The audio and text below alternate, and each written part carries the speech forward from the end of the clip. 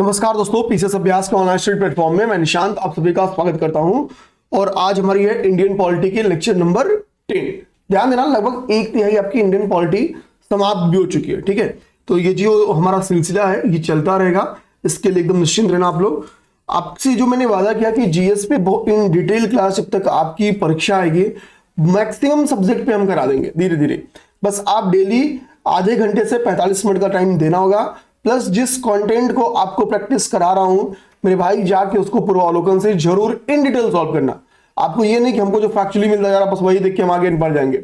हमको समय देना होता है, क्योंकि जब हम ट्रिकी क्वेश्चंस पे समय देते हैं तो हमारी सोच भी बढ़ती है जो एग्जाम में जाके काम आती है। ठीक है, तो आज का पहले मैं आपका अपने लेक्चर नंबर 10 का प्लान समझा दूं कि भाई हमारा लेक्चर नंबर 10 में हम लोग क्या क्या देखने वाले हैं। ठीक है, लेक्चर नंबर 10। और कल पहली क्लास आप सबने यूट्यूब पे मेरी इंडियन हिस्ट्री की इंट्रो क्लास देख ली होगी। ठीक है, मास्टर क्लास की। और डेली एक एक क्लास आप लोग के बीच में जाएगा अल्टरनेट पे, एक दिन रमन सर की क्लास, एक दिन मेरी क्लास। ठीक है, तो आपके ऊपर लोड भी नहीं रहेगा और हमारे ऊपर भी लोड नहीं रहेगा, क्योंकि समय है अभी परीक्षा में, तो पैरेलली हम लोग जल्दी जल्दी जल्दी जल्दी उन चीजों को भी अच्छे से प्रैक्टिस करा देंगे। ठीक है, पैरेलली हम यूपीपीसीएस प्रीलिम्स की और आरओ की हमारी टेस्ट सीरीज भी चल रही है। ठीक है, आरओ की टेस्ट सीरीज आपकी 10 टेस्ट अभी अनाउंस्ड है। इसमें आपकी फीस केवल 199 रखी गई है। ठीक है, गूगल मीट पे प्रॉपर टेस्ट होती है, तो अच्छे से प्रैक्टिस करिए। हाँ, अब देखो आज का हमारा टॉपिक क्या होगा। पहला हम लोग महाधिवक्ता को इन डिटेल देखेंगे। देखो, महाधिवक्ता वाले टॉपिक को इन डिटेल देखेंगे। केवल ये नहीं पढ़ेंगे कि आर्टिकल 165 में के अनुसार गवर्नर के द्वारा इसकी नियुक्ति की जाती है। ठीक है, केवल इतना नहीं पढ़ेंगे, इन डिटेल जाएंगे कि इसकी अपॉइंटमेंट, इसकी एलिजिबिलिटी पे, इसके टर्म पे, इसकी कार्य एवं शक्तियों पे इन डिटेल चर्चा करेंगे। हिंदी और इंग्लिश दोनों में कंटेंट है, क्या इसके विशेषाधिकार है। ठीक है, एक होमवर्क भी आपको दिया हूं। ठीक, ये सब पे हम लोग जब क्लास आगे बढ़ाएंगे तो धीरे धीरे देखते चलेंगे। इसके बाद से जैसे हम लोग महाधिवक्ता कंप्लीट करेंगे तो यहां से हमारा जो पूरा टॉपिक है कार्यपालिका का वो हमारा समाप्त हो जाता है। तो आज की क्लास में आपकी कार्यपालिका समाप्त हो जाएगी। टाइम लगा थोड़ा सा, लगभग हमको लगता है कि 7 घंटे के करीब में समय लगे इसे समाप्त करने में। खैर कोई बात नहीं है, समाप्त हुआ, अच्छी बात है। अब हमारा यहां से विधायिका स्टार्ट होगा। तो पहले आज विधायिका आप सबको समझ में आ गई क्लास, तो एक बेसिक जो इंट्रो है उस इंट्रो को लेके आगे बढ़ेंगे। और हमारा मतलब कहने का तो भाई आज ही हमारी कार्यपालिका समाप्त होगी और आज ही हमारी विधायिका स्टार्ट हो जाएगी। तो चूंकि अब हम लोग करने वाले हैं महाधिवक्ता, तो महाधिवक्ता करने के पहले मैं आपको कुछ क्वेश्चन दूंगा। वो क्वेश्चन है मेरा महान्यायवादी पे, महान्यायवादी पे। ठीक है, महान्यायवादी पे कुछ क्वेश्चन है। ठीक है, आपको उस क्वेश्चन का आंसर आपको देना ही होगा। ठीक है, अब देखो आपको बस लिखना है कि ये स्टेटमेंट गलत है, ये स्टेटमेंट सही है, बस इतना। ठीक है, तो भाई बताओ, लिख दे रहा हूं पहले जो जो मुझे पूछना है। आर्टिकल 76 में इसकी चर्चा है। 4-5 पॉइंट लिखूंगा, आप सबको यस और नो बताना है। ठीक है, इसकी चर्चा है। ओके, सेकेंड, ठीक है, लोकसभा में यह मतदान कर सकता है। मतदान का मतलब होता है वोट, मतदान मतलब वोटिंग कर सकता है।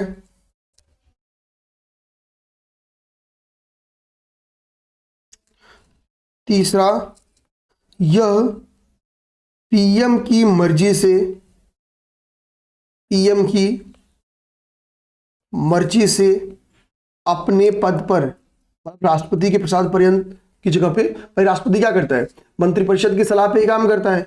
तो सीधी सी बात है कि पीएम की मर्जी से अपने पद पर, ठीक है, अपने पद पर बना रहता है। जो जो आपको स्टेटमेंट दे रहा हूं ये किसी ना तो किसी पेपर में पूछा हुआ है। ठीक है, किसी ना तो किसी परीक्षा में आया हुआ ही है। ठीक है, चौथा, महान्यायवादी प्लस सॉलिसिटर जनरल, ध्यान देना, प्लस सॉलिसिटर जनरल।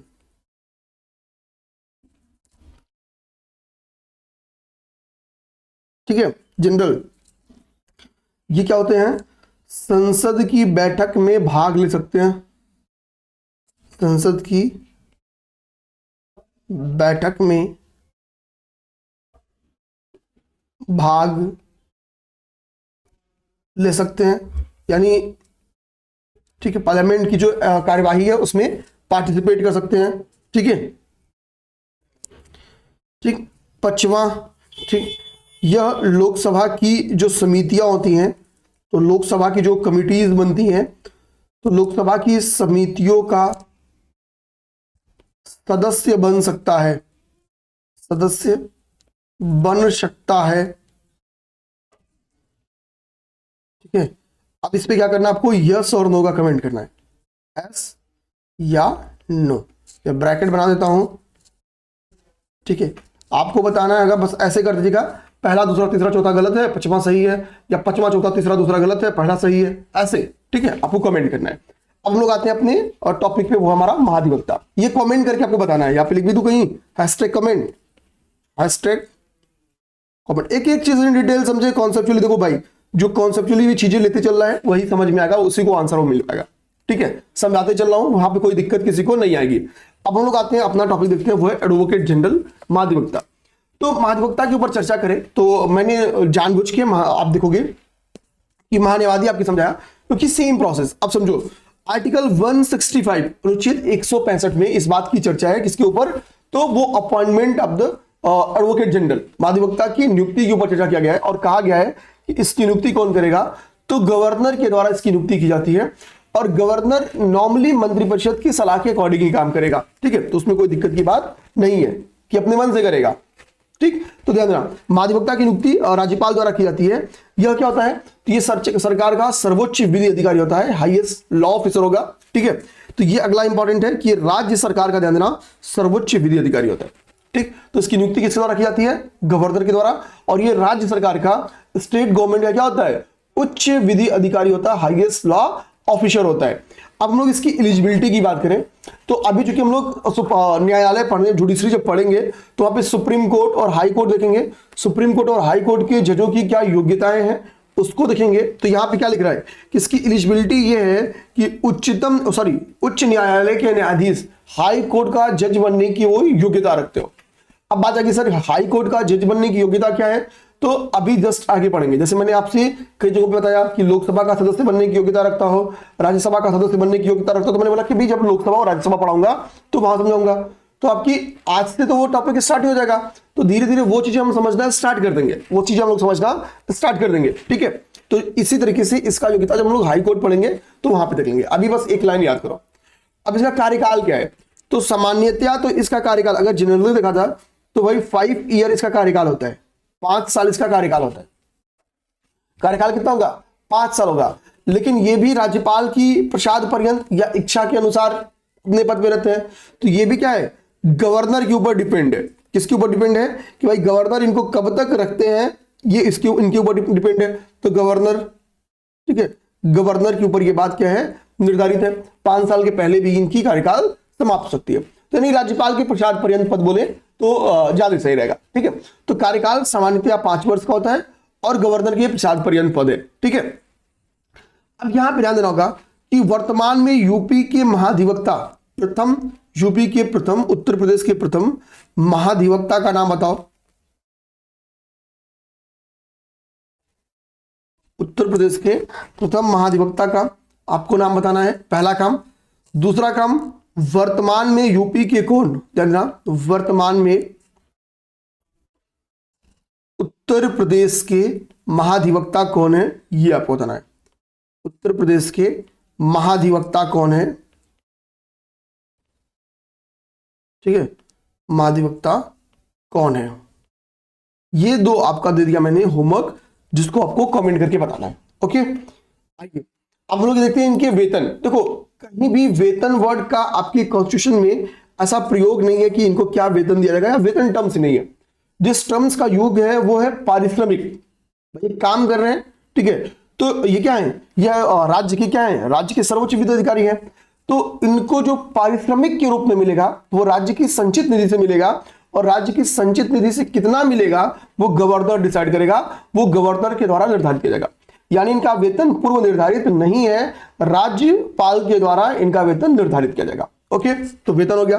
अब बात आती है सर ये त्यागपत्र किसको देते हैं, रिजाइन किसको करेंगे, त्यागपत्र रेजिग्नेशन की बात करते हैं सर। तो त्यागपत्र क्या है भाई, राज्यपाल के इच्छा तक ये गद्दी पे है, या गद्दी तो नहीं बोला चाहिए, ठीक है, ये पद पे है, तो जाहिर सी बात है कि महाधिवक्ता अपना त्यागपत्र क्या करेगा, राज्यपाल को संबोधित करके देता है। ठीक है, ये किसको संबोधित करके देगा, तो राज्यपाल को। फिर से इतना रिवीजन करते हैं। आर्टिकल 165, ये राज्य का क्या होता है, सर्वोच्च विधि अधिकारी होता है। योग्यता क्या होनी चाहिए, उच्च न्यायालय का न्यायाधीश बनने की इनके में योग्यता होनी चाहिए। कार्यकाल 5 वर्ष सामान्यतया होता है, जनरली इनका 5 ईयर कार्यकाल होता है। राज्यपाल की इच्छा पर पद धारण करते हैं, वेतन इनका राज्यपाल के द्वारा निर्धारित होता है और जिस राज्य से संबंधित होंगे उस राज्य की संचित निधि पे भारित होता है। त्यागपत्र क्या होगा, तो ये राज्यपाल को संबोधित करके देते हैं। अब हम लोग देखेंगे कि भाई इनका कार्य और विशेषाधिकार क्या है। ठीक है भाई, राज्य के क्या है, सर्वोच्च विधि अधिकारी है, तो कार्य क्या होगा। पहला कार्य इनका, यहां पे ध्यान देना आप लोग, बहुत क्लियर कह रहा है कि राज्य सरकार को विधिक परामर्श देना, लीगल एडवाइस देना। राज्य सरकार को विधिक परामर्श देना इनका कार्य हो गया। आगे क्या, अब उसको इन डिटेल थोड़ा समझा रहा है कि महाधिवक्ता राज्य सरकार को कानूनी मामले में क्या करता है, सलाह देता है। जो महाधिवक्ता होता है वो राज्य सरकार को कानूनी मामले में क्या करेगा, सलाह देगा। ठीक है, legal advisor to state government. ठीक है, तो कानूनी मामले में क्या करेगा, सलाह देगा। ठीक है, आगे कह रहा है कि राज्य सरकार की ओर से न्यायालय में प्रतिनिधित्व करता है। यहां पे डॉट पॉइंट हट गया है। ठीक है, राज्य सरकार की ओर से क्या करता है कि किसी भी न्यायालय में प्रतिनिधित्व करता है। ठीक है, हाई कोर्ट जाना हो या सुप्रीम कोर्ट जाना हो, तो राज्य सरकार का जितना, मतलब स्टेट गवर्नमेंट का जितना मुकदमा होगा वो कौन देखेगा, तो वो स्टेट गवर्नमेंट को रिप्रेजेंट कौन करेगा, तो उसकी तौर पे जाएगा कौन, तो महाधिवक्ता। कौन जाएगा, महाधिवक्ता जाएगा। ठीक है, आगे बात समझ में। तो कहा कि उच्चतम न्यायालय और उच्च न्यायालय में राज्य सरकार की ओर से मुकदमे की पैरवी जो करता है वो करता है आपको कौन, ठीक है, महाधिवक्ता के द्वारा किया जाता है। अब हम लोग देखेंगे नेक्स्ट, तो इनका एक और कार्य होता है कि राज्यपाल अगर इसके अतिरिक्त उनको कुछ कार्य सौंप दे तो उनको वो कार्य भी करना होता है। तो बेसिकली यहां पे हमने इनके कार्य में देखा, तो कार्य में इनका मेजर काम क्या हो गया, एक तो क्या भाई कि राज्य सरकार को विधिक परामर्श देना, राज्य सरकार को विधिक परामर्श देना। ठीक है, कि भाई कानूनी मामलों पे क्या करना उनको, और राज्य सरकार को सलाह देना है। और स्टेट गवर्नमेंट, दूसरा काम क्या होगा कि राज्य सरकार की ओर से न्यायालय में रिप्रेजेंट होना है उनको। ठीक है, तो हो गया इनका, ठीक है, रिप्रेजेंटेशन इन कोर्ट। तो राज्य सरकार की ओर से न्यायालय में प्रतिनिधित्व, भाई सुप्रीम कोर्ट और हाई कोर्ट में इनको मुकदमे की सरकार की पैरवी करनी है। ठीक है, तो दूसरा काम हो गया। और तीसरा, राज्यपाल जो इनको काम सौंप दे, गवर्नर जो बोले भैया ये भी काम है, थोड़ा सा देख लीजिएगा, वो विधि से ही रिलेटेड रहेगा, ऐसा नहीं कि कुछ भी काम रहेगा। ठीक है, ध्यान देना। अब हम लोग देखेंगे इनके पास विशेषाधिकार क्या है। ठीक है, इनके पास विशेषाधिकार क्या है, नेक्स्ट ये है। ठीक है, ध्यान देना। आरओ में इस बार एक क्वेश्चन आया था 2023 में, उसमें यही महान्यायवादी के ऊपर क्वेश्चन पूछा था कि ये संसद के सदस्य के विशेषाधिकार के हकदार नहीं होते हैं। स्टेटमेंट था कि जो महान्यायवादी होते हैं वो संसद सदस्य के जो विशेषाधिकार होते हैं, ठीक है, जो उनकी प्रिविलेजेस मिले रहते हैं उसके हकदार वो नहीं होते, वो उनको नहीं मिलते। तो हमको पता केवल वोट नहीं दे सकते, बाकी तो सब मिलता है उनको। ठीक है, तो वही करो, देखो जो आप पढ़े वहीं से आएगा क्वेश्चन, हो सकता है थोड़ा सा चीजों को दूसरे लैंग्वेज में जाके पूछे, तो इससे क्या कहा जाता है कि ज्यादा प्रैक्टिस भी करो, केवल पढ़ने से काम नहीं चलता है। ठीक है, तो अब हम लोग आएंगे विशेषाधिकार के ऊपर। तो देखो विशेषाधिकार क्या है, तो भाई जस्ट उसी तरह विधानमंडल में इनको भी भाग लेने का अधिकार है। भाई राज्य के सर्वोच्च विधि अधिकारी हैं, तो ये भी क्या हो सकते हैं, विधानमंडल में भाग ले सकते, तो भाग ले रहे हैं। आगे कह रहा है कि महाधिवक्ता को राज्य की विधानसभा और विधान परिषद, क्योंकि विधायिका राज्य स्टेट में 2 हो सकती है, सिंगल भी हो सकती है, एक सदनी भी हो सकती है, द्विसदनी भी हो सकती है। तो अगर द्विसदनी है तो विधान परिषद में भी, एक सदनी है तो राज्य विधानमंडल में। तो महाधिवक्ता राज्य की विधानसभा में और विधान परिषद में, ठीक है, में पार्टिसिपेट कर सकता है, भाग ले सकता है। ठीक, और क्या है कि वे सदन में विधि संबंधी मामलों पे अपनी राय भी रख सकता है। ध्यान देना, जिसकी एडवाइस, जो इसकी राय है वो विधि संबंधी, अगर कोई वहां पे मामला आ गया तो स्टेट गवर्नमेंट को चूंकि यही रिप्रेजेंट करता है, तो सीधी सी बात है कि विधि संबंधी मामलों पे अपनी राय भी यही रखेगा। लेकिन जब वोटिंग होगा तो किसी भी मुद्दे पे वोट नहीं करेगा, जैसे हमने महान्यायवादी में देखा था। तो सेम बात है, वो किसी बैठक में भाग लेगा, डिबेट भी कर सकता है, बस वोट नहीं करेगा। तो विशेषाधिकार है वही जो महान्यायवादी को कहां मिलते हैं, संसद में, तो वही विशेषाधिकार महाधिवक्ता को कहां पे है, तो राज्य विधानसभा और विधानमंडल में। बस वोट का राइट उसके पास भी नहीं है और वोटिंग का राइट इसके पास भी नहीं है। ठीक है, तो कहने ये अटेंड कर सकता है स्टेट असेंबली सेशन को, बस अंदर क्या है कि ये वोट नहीं कर सकता है। तो स्टेट असेंबली सेशन को क्या करता है कि ये अटेंड कर सकता है, उसमें भाग ले सकता है, बस क्या है वोटिंग नहीं कर सकता है, मतदान नहीं कर सकता है। क्यों? क्योंकि मतदान तो वही देगा ना जो उसका सदस्य हो। तो सदस्य चूंकि ये विधानमंडल का या विधान परिषद का तो है नहीं, तो इसके लिए वोट ये नहीं करता है। आगे बात समझ में? अच्छा, अगला देखना इसी के विशेषाधिकार में एक पॉइंट यहां पे बताया था, एक पॉइंट यहां पे था, थोड़ा सा डॉट पॉइंट लगाना भूल गया था। तो महाधिवक्ता का पद राज्य सरकार के कैबिनेट मंत्री के बराबर माना जाता है। जो पद है इसका, ठीक है, वो करा कि considered equal to cabinet minister. जो पद है इसका कैबिनेट मिनिस्टर के इक्वल माना जाता है। आगे बात समझे? तो ये हो गया आपका महाधिवक्ता के संबंध में।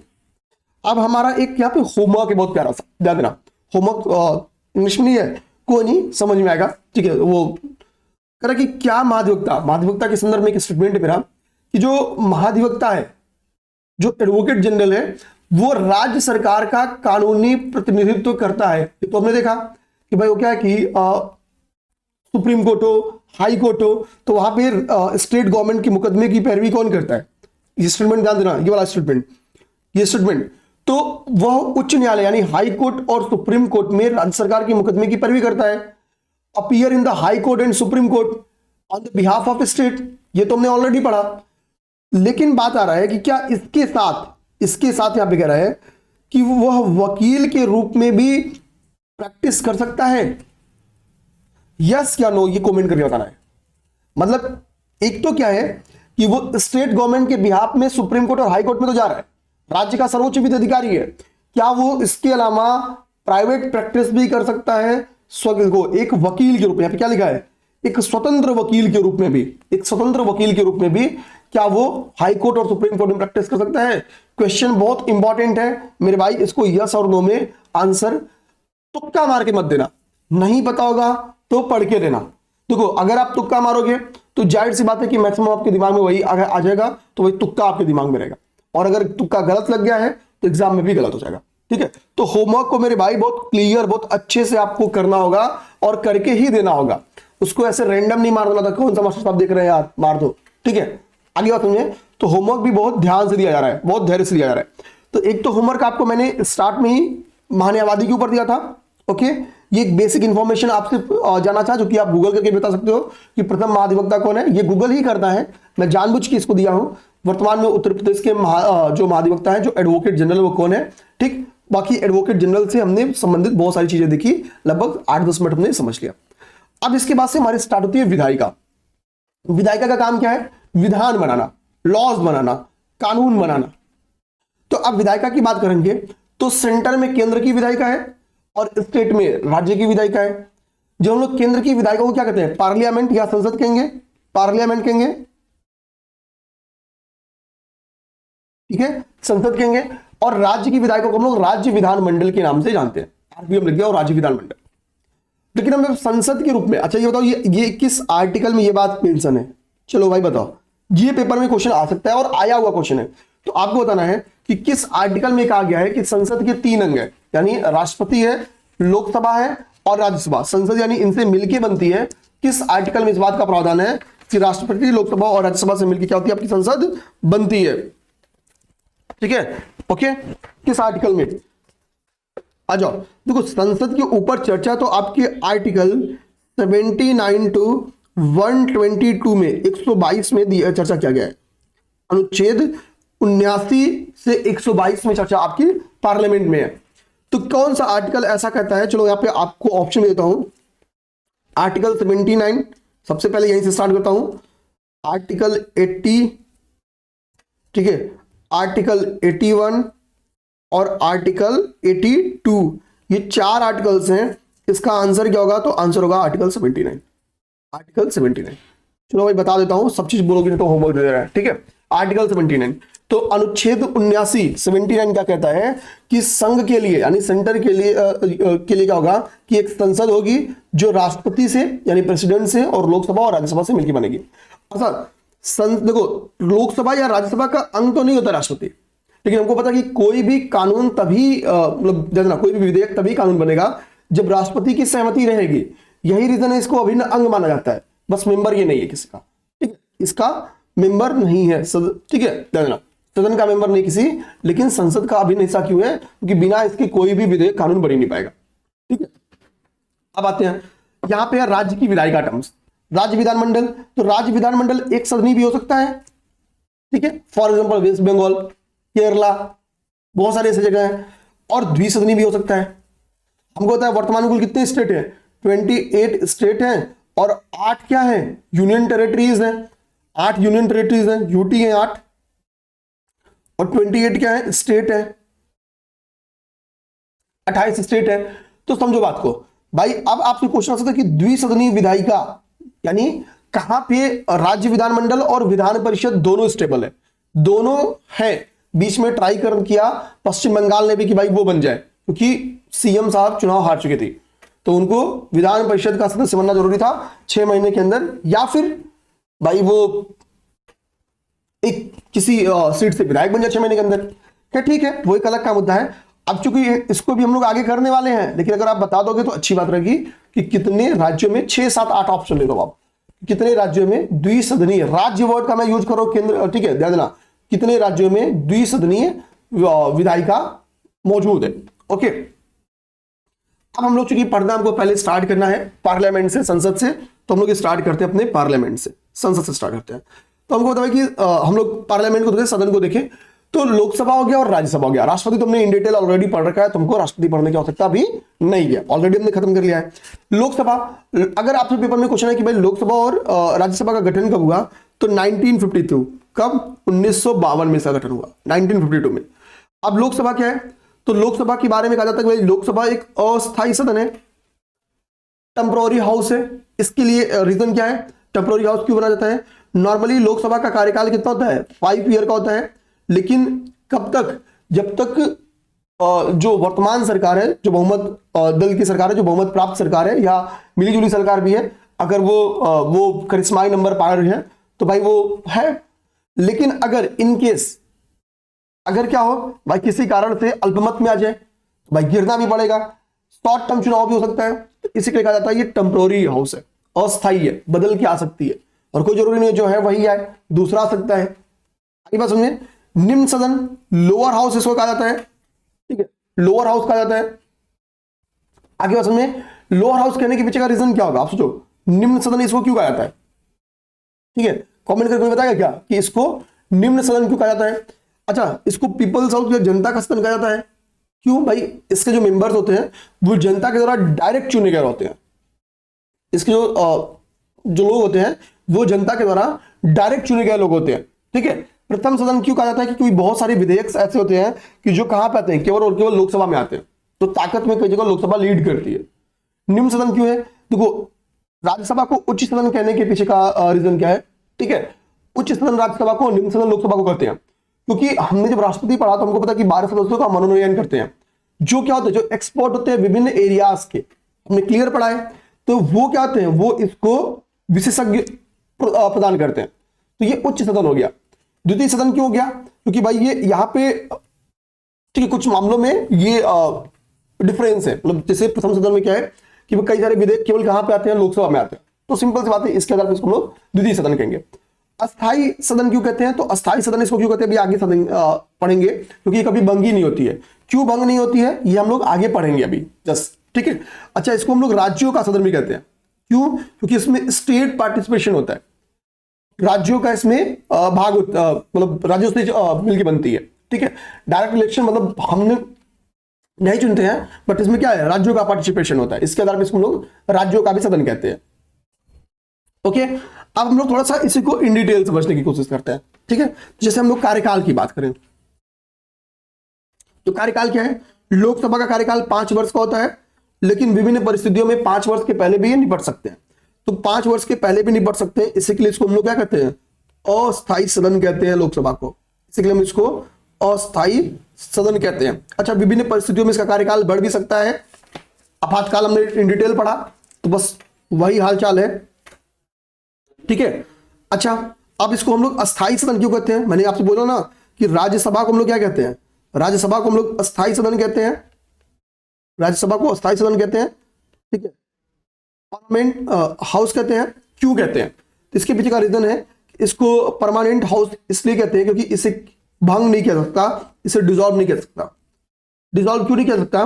क्योंकि जो इसके मेंबर्स हैं उनका कार्यकाल कितना होता है? 6 ईयर का होता है। तो पहली बार आ जाएगा कि भाई सदस्य का अगर आपसे कार्यकाल पूछे तो सदस्य का कार्यकाल कितना होता है? 6 वर्ष का होता है। सदस्य का कार्यकाल 6 वर्ष का होता है। और इसमें ऐसी व्यवस्था बनाई गई है कि 1/3 मेंबर्स क्या होते हैं? हर 2 साल में रिटायर होते हैं। तो 1/3 प्लस 2/3 कर लो, 1/3 प्लस 2/3 कर लो, तो 1/3 मेंबर्स क्या हो रहा है कि हर 2 साल में जा रहे हैं।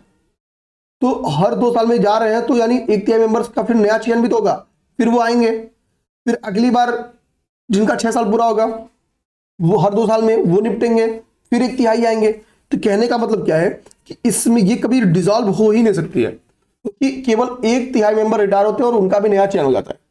तो सिंपल सी बात है, ये परमानेंट चलती रहती है, ये परमानेंट हाउस है। अब डिफरेंसेस को थोड़ा सा और समझो आप लोग।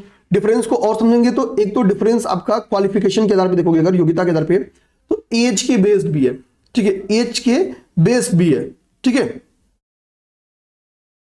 ठीक, एज का। अच्छा, यहां पे मैंने एक लिखा है, एक डिफरेंस आपका प्रतिनिधित्व के आधार पे। देखो प्रतिनिधित्व के आधार पे देखोगे तो लोकसभा में 28 राज्यों और 8 केंद्र शासित प्रदेश है, इन सभी लोगों का प्रतिनिधित्व होता है।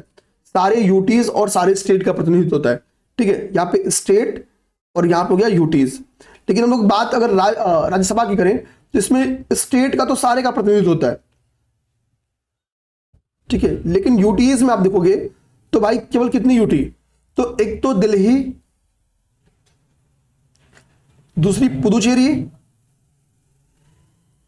और इसके अलावा अभी इसमें डाल दो क्या, JNK, जम्मू कश्मीर। दिल्ली, पुदुचेरी और जम्मू कश्मीर, ये 3 ही ऐसे यूटीज हैं जो इसमें पार्टिसिपेट करते हैं। ओके, तो ये डिफरेंस है आपके प्रतिनिधित्व के आधार पे। ओके, अच्छा, न्यूनतम एज क्या है भाई? अगर आप लोग लोकसभा का मेंबर बनना चाहते हो तो आपकी उम्र 25 साल होनी चाहिए। अब में से मैक्सिमम लोग लोकसभा का मेंबर बन सकते हो, जाइए लड़ सकते हैं चुनाव, ठीक है, चुनाव लड़ दीजिए। अगला क्या है भाई? अगर आपको राज्यसभा जाना है तो आपकी उम्र कितनी चाहिए? मिनिमम 30 साल होनी चाहिए। मैक्सिमम नहीं फिक्स है, मिनिमम फिक्स है। 25 साल के लिए लोकसभा और 30 साल के लिए राज्यसभा। निर्वाचन हमने जानते भी हैं कि भाई ये डायरेक्ट इलेक्शन होता है, हम और आप डायरेक्ट इलेक्ट करके भेजते हैं, ठीक है। और यहाँ पे अप्रत्यक्ष निर्वाचन होता है, जिसको हम लोग चुन के भेजते हैं, वो चुनते हैं, ठीक। अच्छा, हमको पता है कि संसद के सदस्यों की योग्यता के तो नियम है ही है, उनकी अयोग्यता के लिए भी कई सारे लॉज बनाए गए। दल बदल के आधार पे जनप्रतिनिधित्व अधिनियम आया, ठीक है, उसके आधार पे। तो देखो मैंने यहां पे क्या लिखा है कि भाई कि अगर जन प्रतिनिधित्व अधिनियम है, ध्यान देना,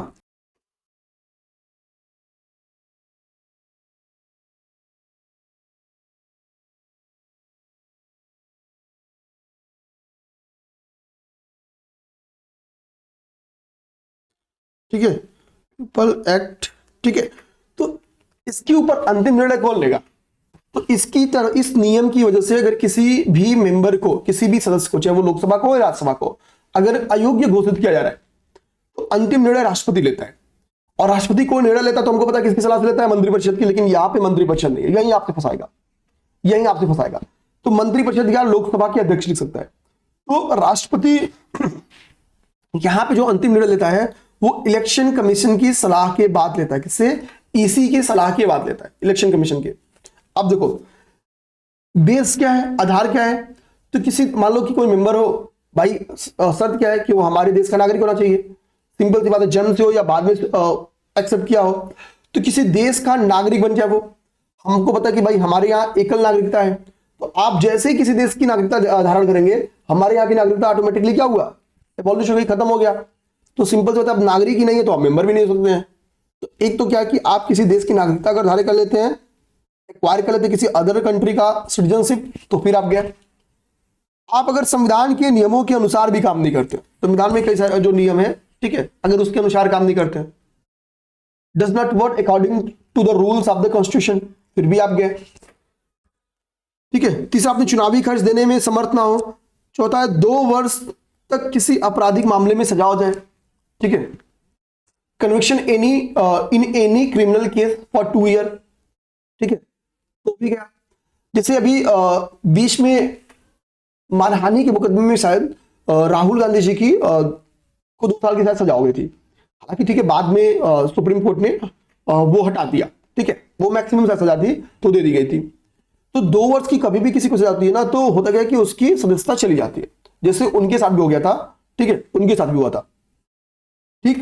तो वो लिखते ना अयोग्य सांसद, वो लिखते थे वहां पे, ठीक है। तो 2 वर्ष की किसी आपराधिक मामले में अगर सजा हो जाए। आगे है क्या है, दहेज प्रथा एक कुरीति है भाई, आप ही संसद सदस्य हो, दहेज प्रथा के ऊपर आप ही का काम करना कर्तव्य है और आप ही दहेज प्रथा में फंस गए हो, ठीक है। तो दहेज प्रथा या किसी अस्पृश्यता, आपका काम है भाई अस्पृश्यता अब समाप्त हो जाए, एबोलिश की जा चुकी है, बताओ किस आर्टिकल के तहत कानूनी बनाया जा चुका है, ठीक है। अब ये आपराधिक कारण बन गया। या आप क्या करो कि वोट मांग रहे हो तो सीधा डायरेक्टली आप, एक तो क्या कि आप दिखाते नहीं हो लेकिन मांगते हो, दूसरी मतलब डंके की चोट पे कहते हो कि हम जात के आधार पे वोट मांगोगे, तो इन सब कारण से आप निपट सकते हो, ठीक है। ये अगर पा गए तो फिर आप क्या हुआ, आप गए जनप्रतिनिधित्व अधिनियम के तहत से आपकी सदस्यता समाप्त हो जाएगी। दल बदल के आधार पर अंतिम निर्णय कौन लेगा, ठीक है। दल बदल की क्या रूल्स है नेक्स्ट क्लास में लोग देख लेंगे, लेकिन सिंपल सी बात है, बस इतना जानो कि दल बदल के आधार पर जो अंतिम निर्णय होता है वो सदन का पीठासीन अधिकारी लेगा। अब सदन की पीठासीन अधिकारी का मतलब क्या है, लोकसभा में कौन और राज्यसभा में कौन, आंसर करो, मतलब ये तो सिंपल सी बात है, ठीक है। अब आपको बस 2 मिनट में रिवीजन करा देता हूं, 2 मिनट में रिवीजन। पहले मैंने महान्यायवादी के ऊपर होमवर्क दिया, ये तुम्हें नहीं बताऊंगा। फिर मैंने महाधिवक्ता पढ़ाया, आर्टिकल 165। योग्यता बताई कि भाई हाई कोर्ट का जज बनने की योग्यता रखते हो। कार्यकाल मैंने बताया 5 ईयर होता है। राज्यपाल इनकी वेतन जो पारिश्रमिक है वो निर्धारित करता है और त्यागपत्र भी राज्यपाल को दे सकते हैं। काल बताया मैंने क्या कि ये विधिक परामर्श देते हैं, लीगल एडवाइस देते हैं स्टेट गवर्नमेंट को, ये स्टेट गवर्नमेंट का रिप्रेजेंटेशन करते हैं इन कोर्ट। राज्यपाल जिनको काम दे वो कर सकते हैं, वो किसी भी विधिक मामले में अपनी राय दे सकते हैं, राज्य विधान परिषद में, राज्य विधानसभा में, ठीक है, लेकिन वोट नहीं कर सकते हैं, ठीक। कैबिनेट मंत्री की इक्वल इनका पोस्ट होता है। फिर हमने विधायिका समझा, इसमें संसद समझा, राज्य विधानमंडल समझा, आर्टिकल 79 समझा। फिर हमने देखा लोकसभा को क्यों निम्न सदन, जनता का सदन, प्रथम सदन या अस्थायी सदन कहते हैं। राज्य विधानसभा में हमने देखा क्यों इसको अस्थायी सदन, उच्च सदन, राज्यों का सदन, द्वितीय सदन कहते हैं। फिर हमने कुछ डिफरेंसेस देखे, कार्यकाल के आधार पर डिफरेंस देखा, प्रतिनिधित्व के आधार पर डिफरेंस देखा, योग्यता के आधार पर डिफरेंस देखा, निर्वाचन के आधार पर डिफरेंस देखा, अयोग्यता की तुलना के आधार पर हमने डिफरेंस देखा। तो 32 मिनट की क्लास में हमने अपना लेक्चर 10 खत्म किया। तो मिलते हैं नेक्स्ट क्लास में। जय हिंद, जय भारत। अच्छा भाई, आप लोग आरओ दे रहे हो तो टेस्ट सीरीज ज्वाइन करो, टेस्ट सीरीज लगाओ, अच्छे से लगाओ, बहुत बढ़िया तरीके से टेस्ट सीरीज डिजाइन की गई है। यूपी पीसीएस प्रीलिम्स दे रहे हो तो यूपी पीसीएस प्रीलिम्स की हमारी टेस्ट सीरीज स्टार्ट है, चल रही है। गूगल मीट के थ्रू आपकी लाइव टेस्ट होती है, तो उससे भी जुड़ो। आप अगर दे रहे हो तो बढ़िया से दो, देखो दे रहे हो तो बढ़िया से दो फिर, ठीक है, और काम करके दो, सीधी सी बात है। और आरओ की हमारी मास्टर क्लास तो चली रही भाई, उसका कोई तोड़ ही नहीं है, ठीक है। तो मिलते हैं नेक्स्ट क्लास में। जय हिंद, जय भारत।